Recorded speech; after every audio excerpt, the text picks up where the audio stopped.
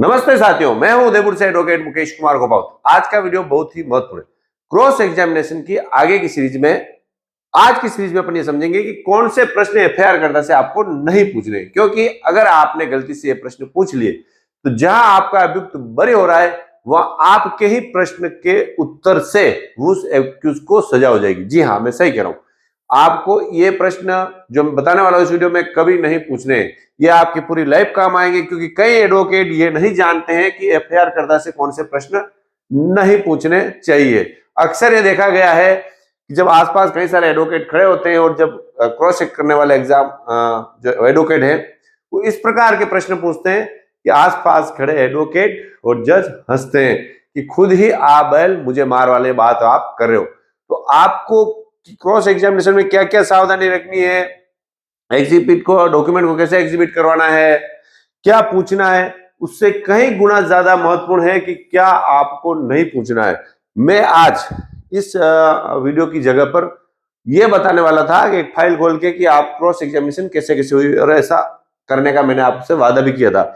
मगर इस पर मैंने सोचने के बाद मैंने सोचा कि जब तक मेरे से जो व्यूअर्स है वो ये बात नहीं समझ जाएंगे कि कौन से व्यक्ति से, यानी एफआईआर कर्ता से, डॉक्टर से, या फर्ज जब्ती से, है ना, या मौके के गवाह से, या चश्मदीद गवाह से कौन से प्रश्न नहीं पूछने, जब तक आपको ये बात समझ में नहीं आएगी आप फेमस वकील नहीं बन पाओगे। देखो, क्रॉस एग्जामिनेशन की सीरीज थोड़ी लंबी हो रही है, मगर आपको पक्का क्रॉस एग्जामिनेशन में अच्छा एडवोकेट बनाना मेरा उद्देश्य है। जो ये सारे वीडियो देख लेगा वो पक्का बन जाएगा, इसका वादा है।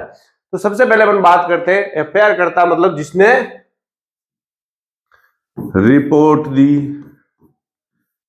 इस वीडियो में बताऊंगा कि जिस व्यक्ति के साथ मारपीट हुई है ना, अगर उस व्यक्ति ने रिपोर्ट दी, भाई रिपोर्ट तो कोई भी दे सकता है। एक तो मान लो जिसके साथ मारपीट हुई वही खुद रिपोर्ट दे, या उसका परिवार का कोई व्यक्ति, वो अगर बढ़ती है परिवार को। सबसे पहले अपन समझेंगे कि जिस व्यक्ति के साथ मारपीट हुई या घटना घटित हुई उसको एफआईआर में कौन से प्रश्न नहीं पूछने, फिर जिसने रिपोर्ट दी उसको कौन सा प्रश्न नहीं पूछने। यानी कि मान लो कि उसने खुद उसके साथ मारपीट नहीं है, रिपोर्ट उसने दी है, तो उससे कौन सा प्रश्न नहीं पूछने, आपको महत्वपूर्ण है, आना चाहिए। तो सबसे पहले जो बात बताता हूं मैं, एक बात आप देखो, लिख लो, नोट्स बना लो, गांठ बांध लो।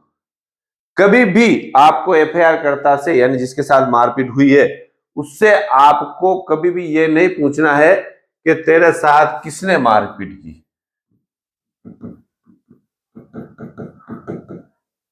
कभी भी आपको ये नहीं पूछना है, भले आपको सब कुछ पता है और सब कुछ, ये बहुत ही खतरनाक प्रश्न है, इसको कभी नहीं पूछना है किसने मारपीट की, क्योंकि उसने, जैसे आपने बोला, उसने एक्यूज का नाम बताया, आपने उस पर छाप लगा दी एक तरह से। ऐसा प्रश्न आपको नहीं पूछना। दूसरा प्रश्न, आपके साथ किस प्रकार से मारपीट की गई, यानी कि किस प्रकार से, ठीक है ना। यानी प्रकार से की तो हो जाएगा, मोहन उधर से आया, रामलाल उधर से आया, हीरालाल ने मुझे पकड़ लिया, फिर गणेश ने मेरे लट मारा, ये सारी बातें वो, ये प्रश्न में उसका इसका उत्तर और दोनों उत्तर आ जाएंगे। यानी मारपीट का प्रकार आपने पूछा और ये भी आ गया। यानी कि आपने क्रॉस एग्जामिनेशन में, जहां आपको क्रॉस एग्जामिनेशन का मतलब ये नहीं है कि आपको तय घटना हुई या नहीं हुई, उस संबंध में आपको कोर्ट के सामने यह साबित करना है कि यह घटना नहीं हुई या गवाह झूठ बोल रहा है। कभी भी आपको क्रॉस एग्जामिनेशन सच्चाई के लिए, कि सच्चाई न्यायालय के समझ में आएंगे इसके लिए कि घटना हुई कि नहीं, ये सच्चाई लाने के लिए नहीं है, घटना है, झूठ बोल रहा है या किसी दूसरे कारण से हमारा नाम लिखा है, ये आपको साबित करना है। यानी कि किस प्रकार से घटना हुई ये भी आपको नहीं बताना है, पूछना नहीं है कभी भी। तीसरा प्रश्न हो गया, किसने मारपीटी, किस प्रकार से मारपीटी, किसने कहां मारी,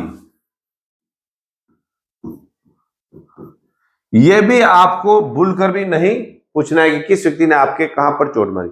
यानी कि किसने मारी, कैसे घटना हुई और किसने कहां मारी, यह आपको कभी भी भूल कर भी नहीं पूछना है। साथ में देखो, चौथा नाम, कभी भी आपको अभियुक्त का नाम, जो जिसको अभियुक्त बनाया है पुलिस ने, उसका नाम लेके भी ये नहीं पूछना है कि वो भी घटना पर था या नहीं, जब तक कि आपके पास 100% इस बात का सबूत नहीं हो कि वो घटना पे नहीं था, पक्का सबूत, तब तक ये बात आपको नहीं पूछनी है।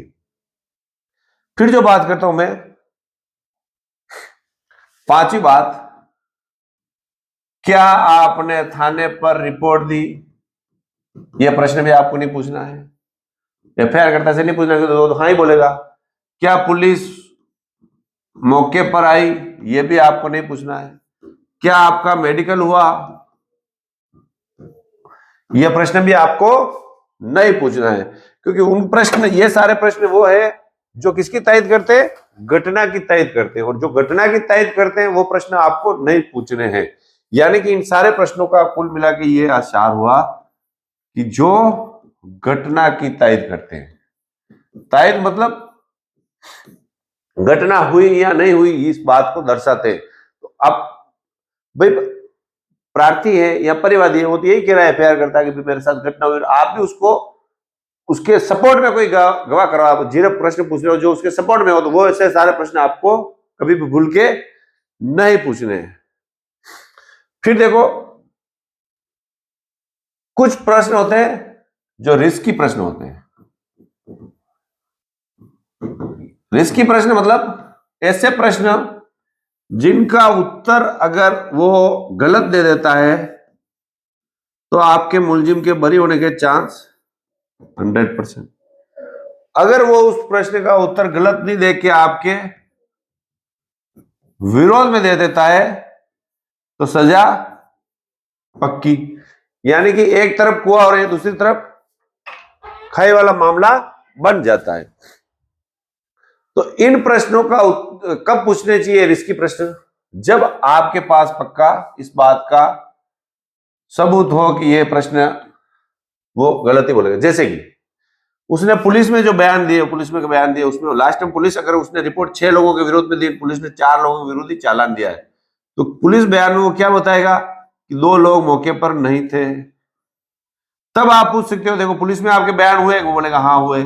ये प्रश्न आप, मैंने कहा था नहीं पूछना, फिर भी ये पूछोगे क्योंकि ये रिस्की प्रश्न है। फिर आपने बोला देखो पुलिस में आपने जो लिखा है वो आपने पढ़ा है, वो बोलेगा हाँ ठीक है।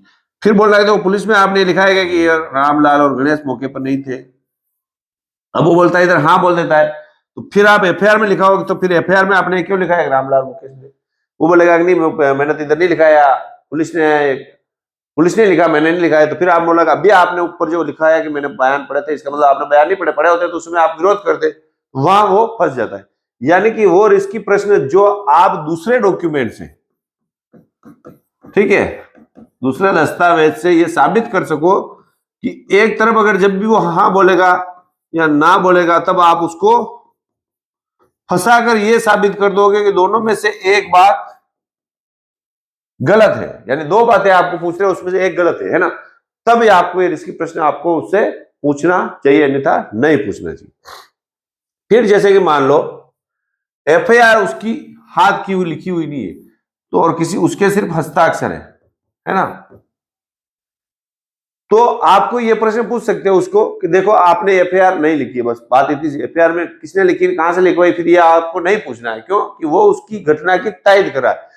यानी कि आप जैसे उस कई एडवोकेट क्या करते हैं, देखो एफआईआर आपने नहीं लिखी, उसने बोला हाँ, फिर नेक्स्ट प्रश्न मूर्खतापूर्ण पूछ लेते हैं कि एफआईआर किसने लिखी, ये उसकी घटना की तायद होगी कि हाँ मैंने उससे लिखवाई। बस आपको इतना सा पूछना है कि एफआईआर देखो आपकी लिखी हुई नहीं है। फिर आपको लगता है कि जैसे कि कोई जब घटना घटित होती है, आपको पता चल जाता है कि एफआईआर उसने लिखी, पुलिस वाले ने लिखी है, तो आप बोल सकते हो देखो एफआईआर तो पुलिस वाले लिखी, हाँ वो आप पढ़े लिखे हो, नहीं पढ़े लिखे नहीं, तो एफआईआर आपने नहीं पढ़ी, और हाँ नहीं पढ़ी। कई बार आपने जैसे पूछा पढ़ी लिखी एफआईआर आपने नहीं पढ़ी, हो सकता है उसका ये उत्तर ये दे दे कि मुझे पुलिस वाले ने पढ़कर सुनाई थी, तो ये उसकी बात की तायद करता है ना। तो यह प्रश्न भी रिस्की प्रश्न है। तो कई बार क्या है, जो गवाह होता है वो हड़बड़ा जाता है और कहता है नहीं मैंने नहीं पढ़ी, पुलिस वाले जाने। जब उसका दिमाग खराब कर दो आप, और वो जब हाँ में हाँ मिलाता रहे, तब ये रिस्की प्रश्न आपको उससे पूछना। जैसे उसका मेडिकल हुआ या नहीं हुआ, आप मेडिकल उसका हुआ है, फिर आप पूछोगे मेडिकल हुआ, तो बोला मेडिकल हुआ, तो उसकी घटना की वो तायद कर रहा है। यानी कि आपको कुछ प्रश्न जो एफआईआर करता है, मैंने 5-7 प्रश्न बताए, आपको भूलकर भी वो नहीं पूछने। यानी कि आपको हर चीज का पता होना चाहिए कि मुझे क्या पूछना है, इससे कई गुना ज्यादा है क्या महत्वपूर्ण, क्या नहीं पूछना, है ना। तो जब भी आप एफआईआर करता से जिक्र करें, तो वे प्रश्न जो घटना की तायद करते हो, वो प्रश्न कभी आप नहीं पूछिए। ऐसे सैकड़ों प्रश्न हो सकते हैं।